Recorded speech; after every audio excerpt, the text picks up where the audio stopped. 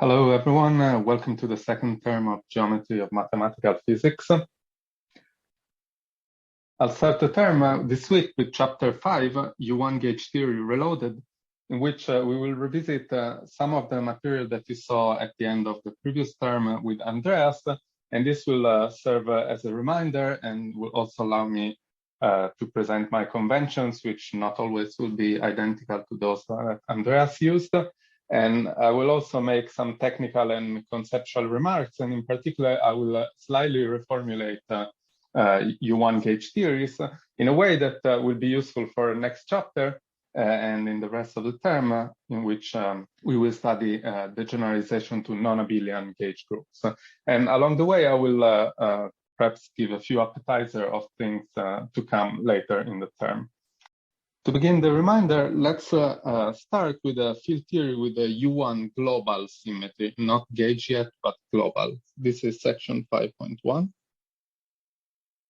U1 global symmetry.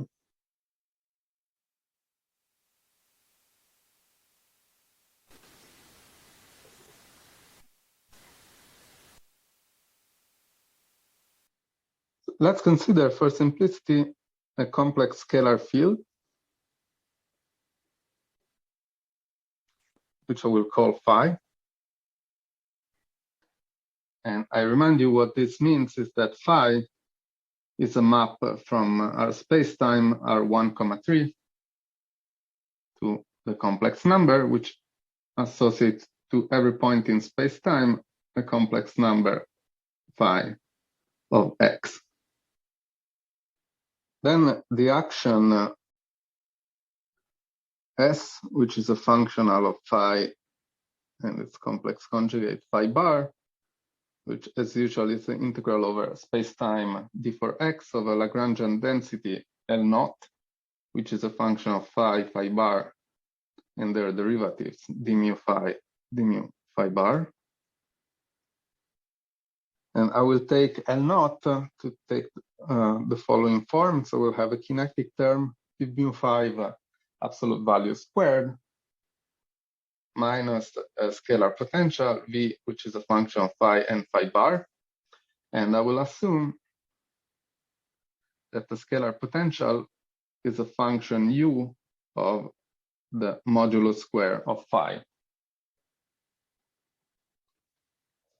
And this action is invariant because of the choice of a potential, which only depends on the modulus of phi. It's invariant under global U1 symmetry transformations.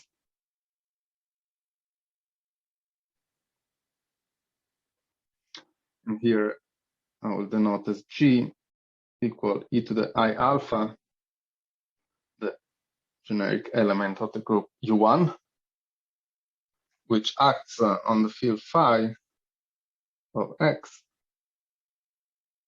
but multiplying by the group element or the phase e to the I alpha, where here alpha, which is a periodic with periodicity to pi, is a constant parameter.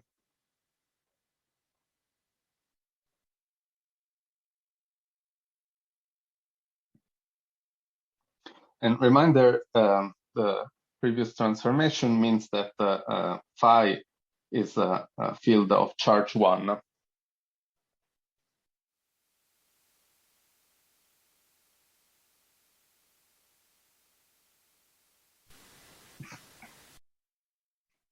Then I will make a few remarks that you will be hopefully familiar with.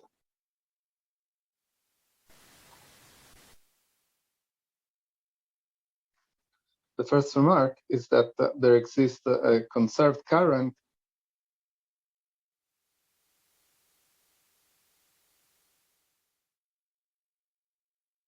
J mu given by I times minus phi bar d mu phi plus phi d mu phi bar, such that its divergence as a for vector is 0. And for this, you need to use the equations of motion, which are the Euler-Lagrange equations. And when you have a conserved current, there is also a conserved charge.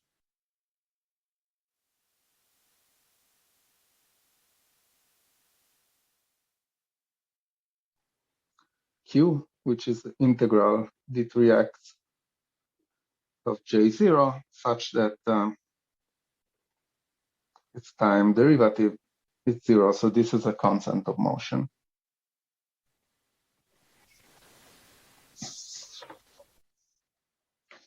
Okay, all of this is the content of Nether's theorem, which you will be familiar with.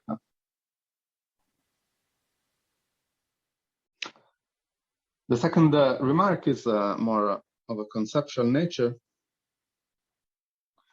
and is that the global symmetry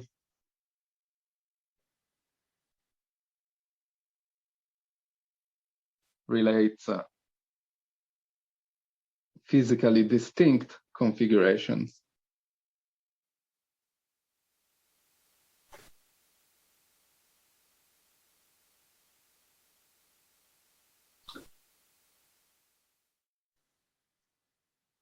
So for instance, if you have a ball which is invariant under rotation, a ball and a rotated ball are two different configurations.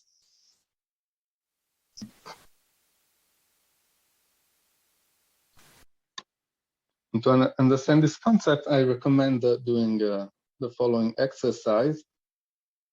Exercise 1, in which you take as a scalar potential a quartic polynomial in phi bar of the following form, where lambda and a are positive real numbers.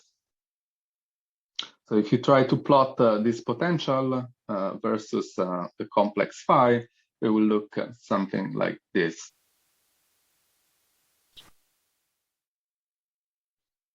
And the exercise consists of 3 parts. In part 1, I asked you to calculate the energy or Hamiltonian, which is the Nether charge for a time translation,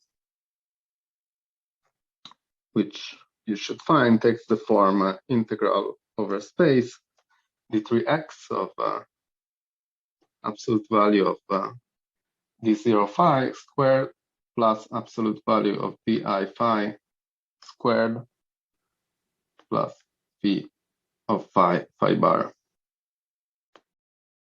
And here it's understood that I indices are summed over, so this means di phi bar, di phi, and I'm using Einstein notation, so repeated indices are summed. So next, in part 2, you want to show that configurations of least energy, which are typically called vacua, as the plural of vacuum, or ground states,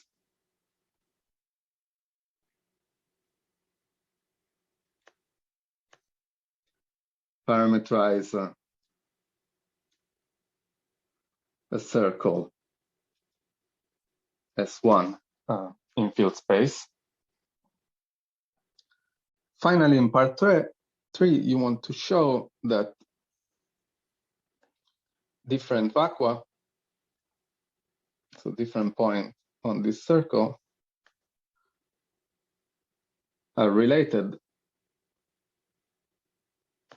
by a global U1 transformation.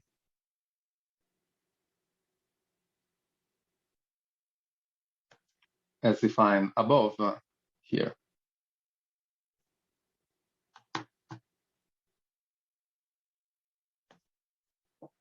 And notice here that in the picture of the scalar potential as a function of phi and phi bar, the vacua are denoted by the blue circle here at the bottom of the trough.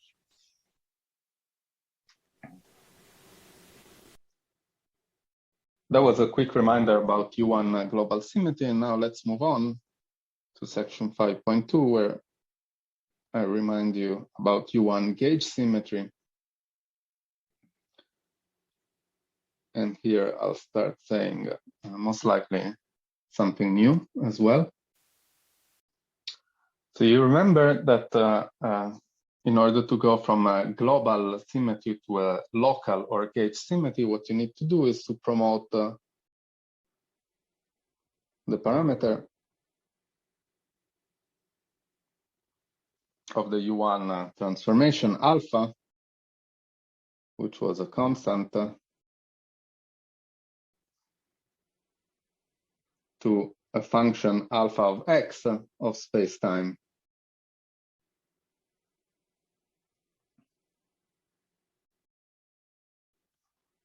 And in fact, it's important that this function of space-time approaches 0 at infinity. We might return to this subtlety later in the term. Then you can construct the following action, which is still a function of phi and phi bar, but also now of a real gauge field A mu. This is the integral over space-time d for x of a Lagrangian density function of phi, phi bar, A mu, and then the derivatives d mu phi bar, d mu A nu.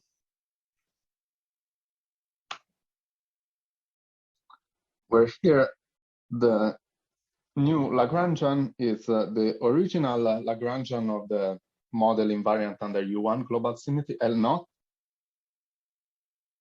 but where the derivatives, the partial derivative d mu phi bar are replaced by gauge covariant derivatives, which we'll define in a second. And then we need to add further Lagrangian that provides kinetic terms for the field A nu.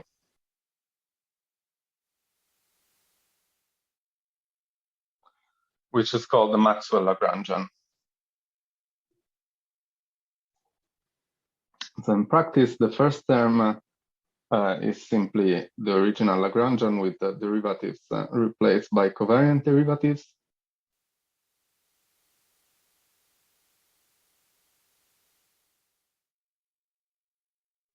And the Maxwell Lagrangian is minus 1 over 4 g squared f mu nu,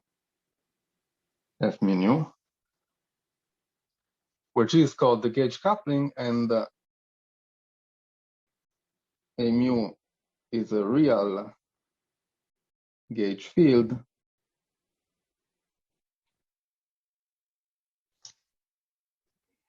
Or later on, we'll call it connection in mathematical terms. And the covariant derivative of the scalar phi is defined as derivative d mu minus I A mu, the gauge field, acting on phi.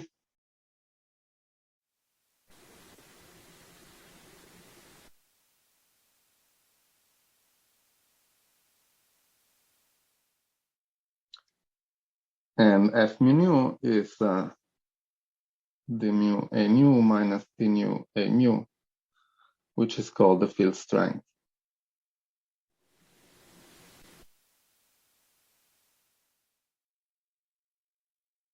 of A mu. Or later on, we'll call this the curvature when we study the mathematical formalism which underlies gauge theory.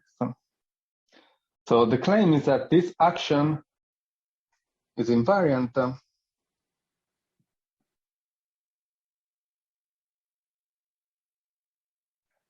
under U1 gauge transformations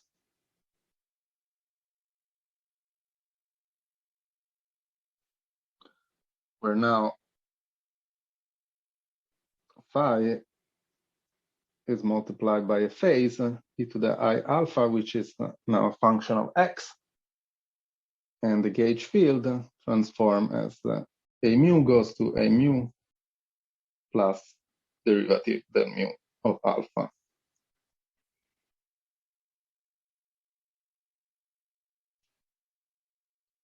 Good. Hopefully, this is just a reminder of things you've seen at the end of the first term, with some slightly different conventions, perhaps.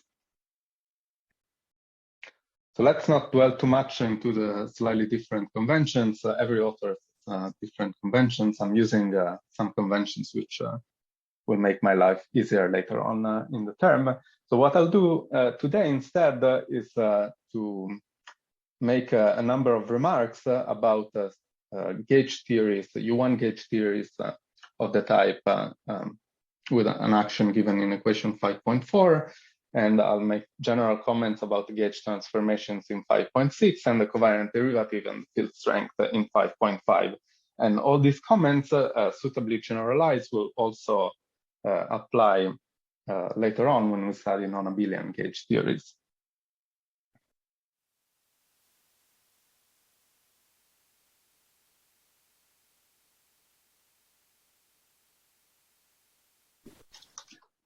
Right, I'll start with the remark 1, which relates to a concept which we've seen earlier in the context of global symmetries.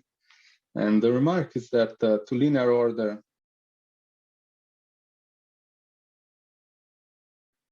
in the gauge field A mu, the Lagrangian density of the gauge theory is the Lagrangian density of the theory with the global symmetry plus the conserved current of that theory contracted with the gauge field. And then there will be terms of higher order in the gauge field.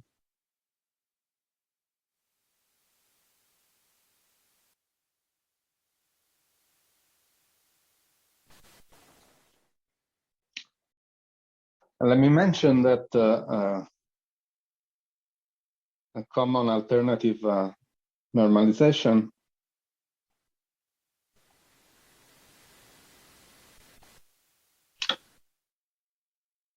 is obtained by replacing the gauge field A mu by G, the gauge coupling times A mu, and then G appears in the covariant derivatives and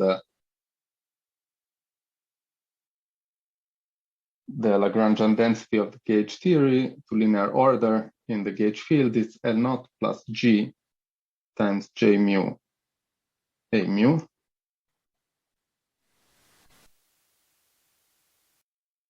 So in that normalization, the gauge coupling G controls the strength of the coupling between the current J mu and the gauge field A mu. Anyway, we'll mostly stick to the normalization that I've given before, but this is just a side remark which motivates the terminology gauge coupling for G. Next, remark 2 is that the gauge group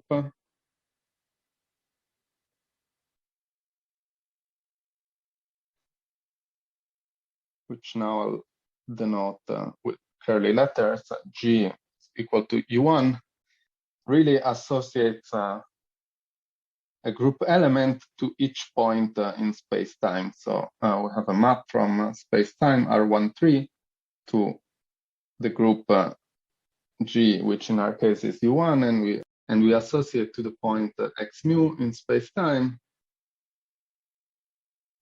group element G of x.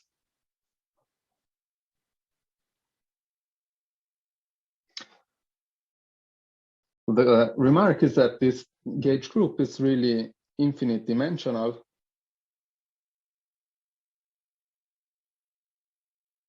And the reason is that we have independent transformations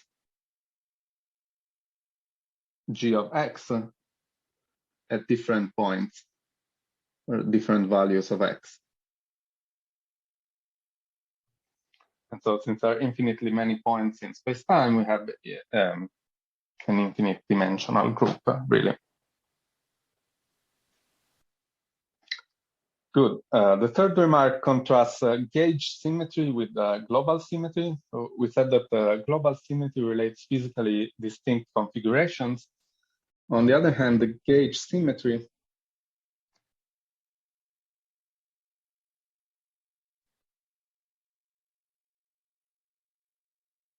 relates physically equivalent configurations.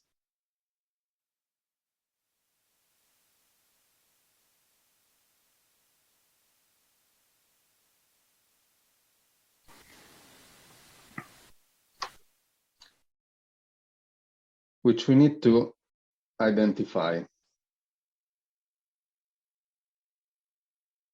So two configurations which differ by a gauge transformation should be thought of as equivalent. A common statement on this fact is that the gauge symmetry is really a misnomer because a gauge symmetry is not a symmetry. It doesn't relate different configurations, but rather it's a redundancy in our description.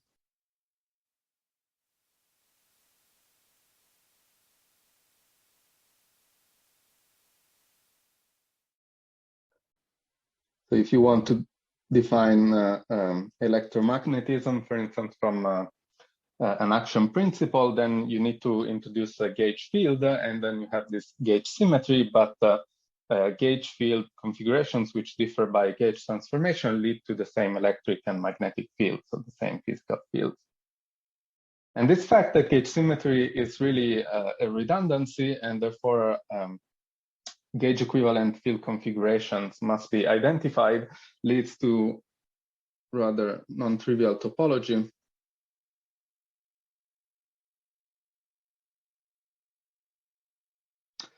Which we'll study later on this term.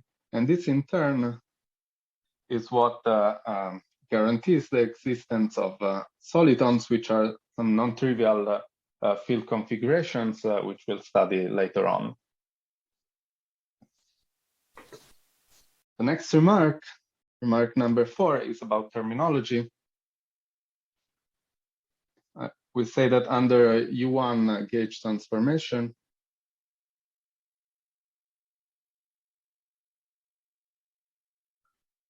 (5.6).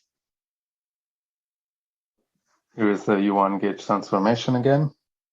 The covariant derivative d mu of the field phi is transformed into e to the I alpha d mu phi. And here I'm omitting dependence on x from now on. Everything will depend on x, the field suite depends on x, and the gauge parameter alpha depends on x. So the gauge covariant derivative d mu of phi transforms by the phase e to the I alpha, very much like phi, and that's why we call this gauge covariant. The covariant derivative is a gauge covariant object. And the field strength F mu nu instead is unchanged under U1 gauge transformation, and we call it gauge invariant.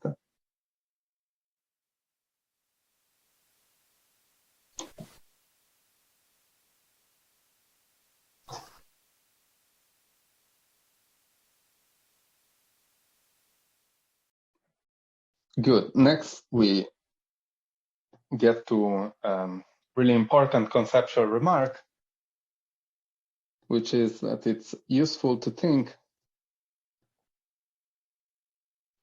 of the covariant derivative d mu, which was the partial derivative minus I times the gauge field, as a differential operator.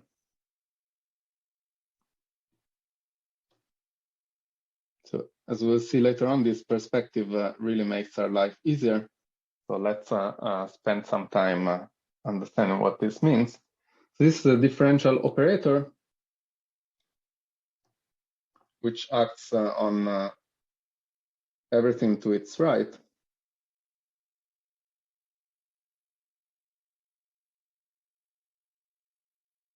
which could be other functions or other differential operators acting on functions. And in particular, the partial derivative, the mu acts by differentiating whatever is to its right,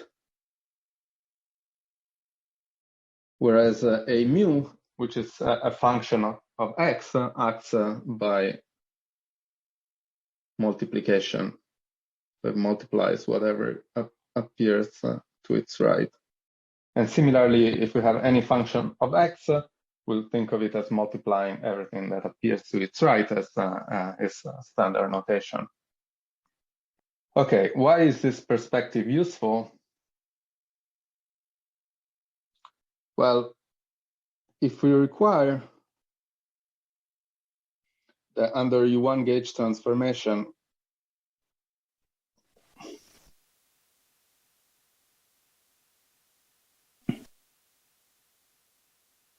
the covariant derivative d mu viewed as a differential operator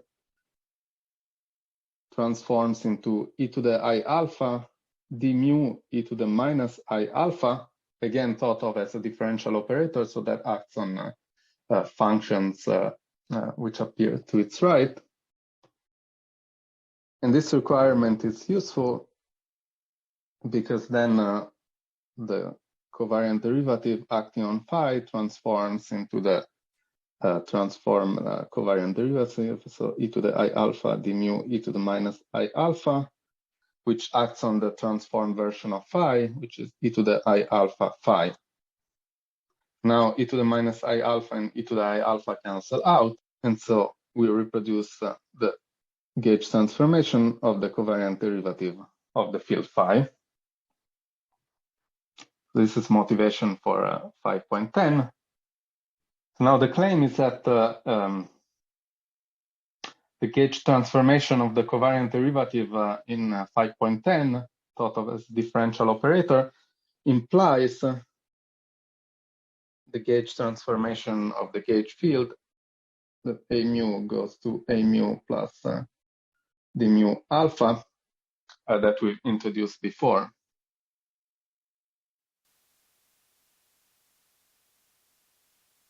And vice versa.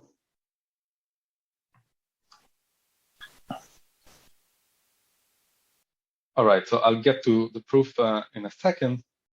To avoid confusion in the proof, it's useful to introduce notation. So let's use prime to denote the gauge transformed versions of all the quantities. So this will be A mu prime, then d mu phi will be d mu prime phi prime, and this will be d mu prime, which we define to be the covariant derivative that we obtain by using the gauge transform version of A mu, which we call A mu prime.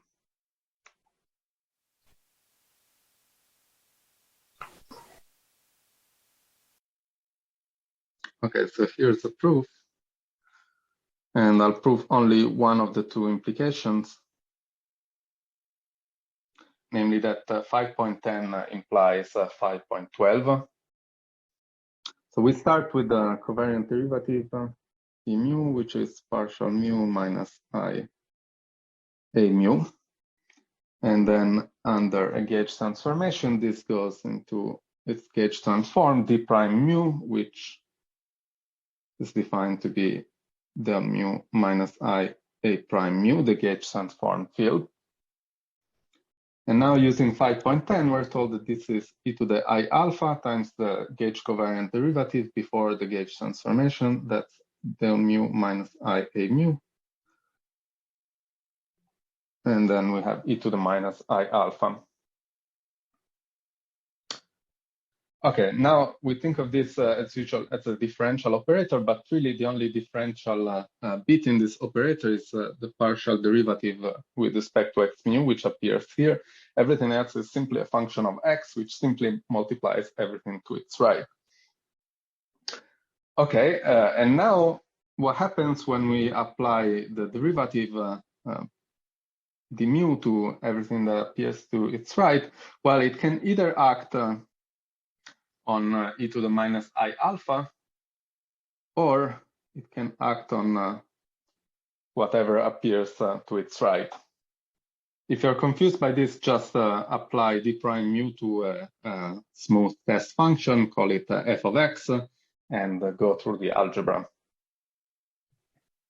Okay, so let's first consider that the derivative d mu acts on e to the minus I alpha. Then we get e to the I alpha.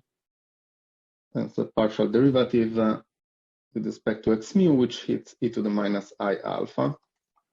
This is now a function which multiplies whatever appears to its right. On the other hand, if the derivative goes through e to the minus I alpha, we get e to the I alpha times e to the minus I alpha times the partial derivative, which acts on everything to its right. And finally, we have the term involving the gauge field, minus I e to the I alpha a mu e to the minus I alpha. And now we use the fact that e to the I alpha is the inverse of e to the minus I alpha. And so we can cancel out a few terms. And here in the last cancellation on the right, I'm using the fact that e to the I alpha and a mu are functions of x. They all commute, so we can, this the ordinary product, and we can simplify in this way. Finally, I can take the derivative of the exponential in the first term, and this would be e to the minus I alpha times minus I derivative of alpha, where again we can simplify the factors of e to the I alpha, e to the minus I alpha. And so grouping everything together, we see that we're left with the partial derivative with respect to x mu minus I times a mu from the third term plus d mu alpha from the first term.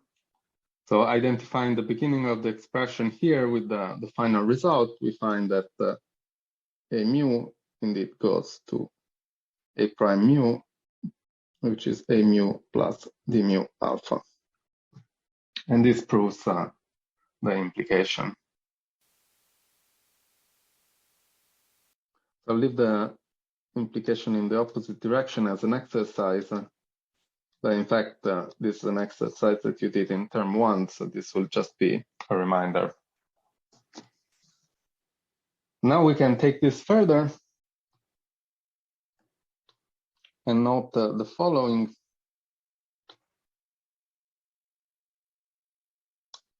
If we consider the commutator of two covariant derivatives, d mu and d nu, where this is simply defined as d mu minus d nu d mu, then I claim that this is equal to minus I f mu nu.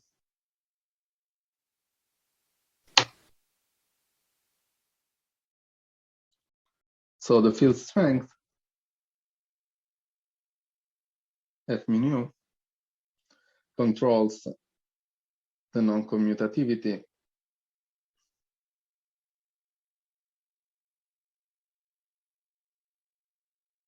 of covariant derivatives.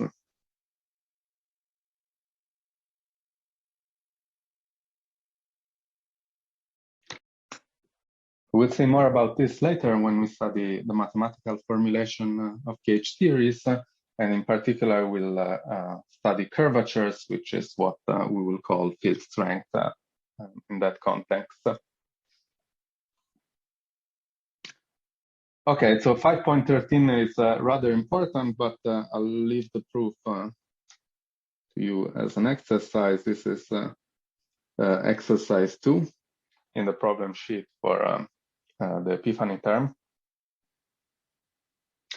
And there will be some hints for how to calculate this in the typewritten lecture notes. So I recommend you all try this exercise 5.13, and if you don't know how to solve it, come and talk to me during office hours. Finally, the last remark for today. remark 6, which is a conceptual remark, but will turn out to have very important consequences, is that the field strength F mu, which is defined as del mu A nu minus del nu A mu. So this identification only holds locally,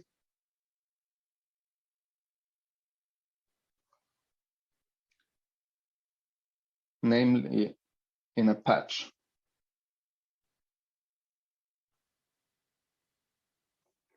And to be precise, we'll work with patches which are continuously contractible to a point, and those are where the Poincare lemma applies. Okay, what does this mean? This means that if you have a patch U1, there will be a gauge field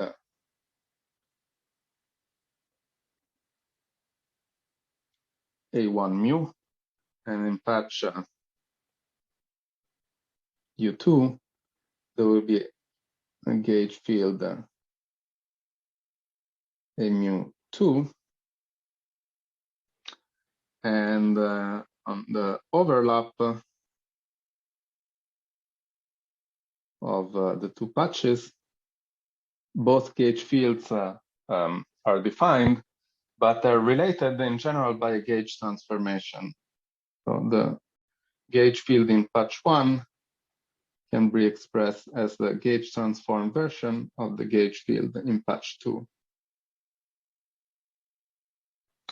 and vice versa. And we'll call the gauge transformation parameter that relates the gauge field in one patch and in the other patch the transition function. More about this later.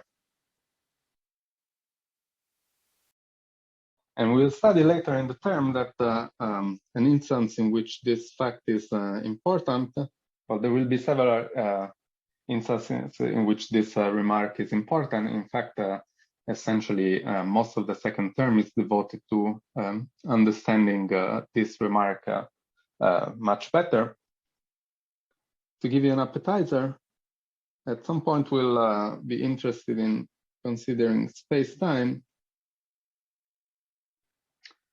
where time is simply the real line, say, parameterized by t,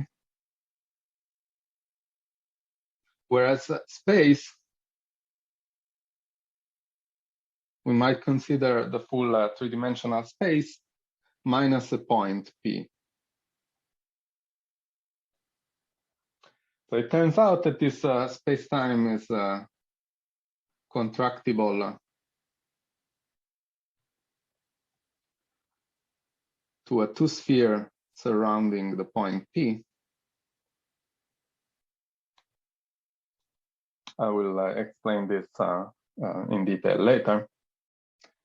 And then you remember that we can cover a two-sphere by two patches.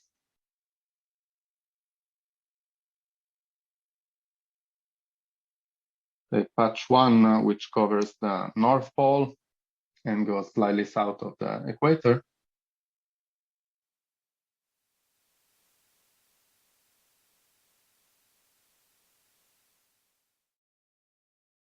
And patch 2 that covers the South Pole, the southern hemisphere, and goes slightly above the equator.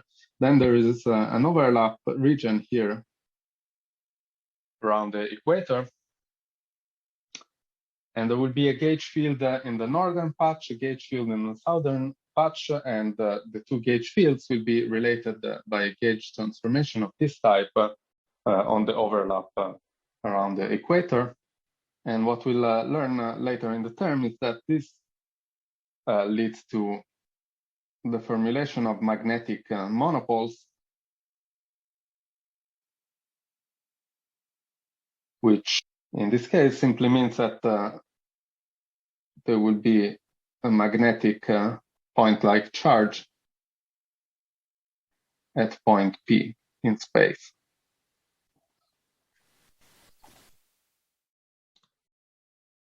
So in the standard Maxwell equations of electromagnetism, it's not possible to have a point-like magnetic charge. There is no magnetic charge density on the right-hand side.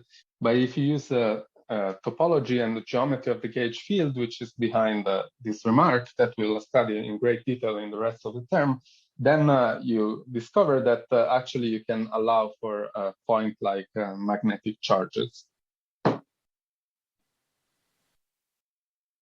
All right, that's all for the first lecture of the term. I'll just finish by assigning you an exercise, which is to work out how previous formulae that I wrote today change if the field, the scalar field phi, the complex scalar, has charge q rather than 1. You encounter the fields of charge q in the first term, so hopefully this will be a useful exercise to remind yourselves what how the charge appears. All right, that's all for today. See you on Wednesday during office hours and at the next lecture on Friday. Bye.